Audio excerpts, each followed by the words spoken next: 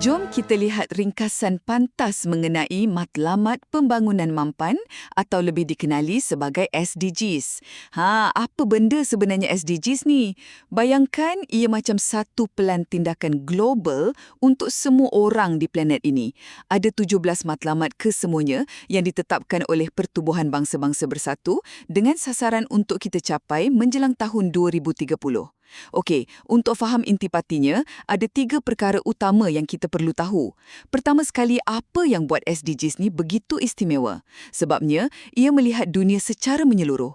Ia faham yang kita tak boleh selesaikan satu masalah tanpa fikirkan masalah lain. Contohnya, kita tak boleh selesaikan isu kemiskinan kalau kita abaikan perubahan iklim. Semuanya saling berkait. Kedua, skop dia memang besar. Kita bercakap tentang cita-cita yang tinggi untuk selesaikan isu-isu paling kritikal bagi manusia. Macam nak hapuskan kemiskinan dan kelaparan, pastikan semua orang dapat pendidikan berkualiti, capai kesaksamaan gender dan ambil tindakan segera untuk iklim. Dan akhir sekali, dengan matlamat sebesar ni, macam mana kita nak capai kan? Jawapannya cuma satu, kerjasama. Matlamat yang ke-17 tu sendiri menekankan yang tak ada siapa boleh buat semua ni seorang diri. Ia perlukan perkongsian global antara kerajaan, sektor swasta dan juga kita, masyarakat sivil.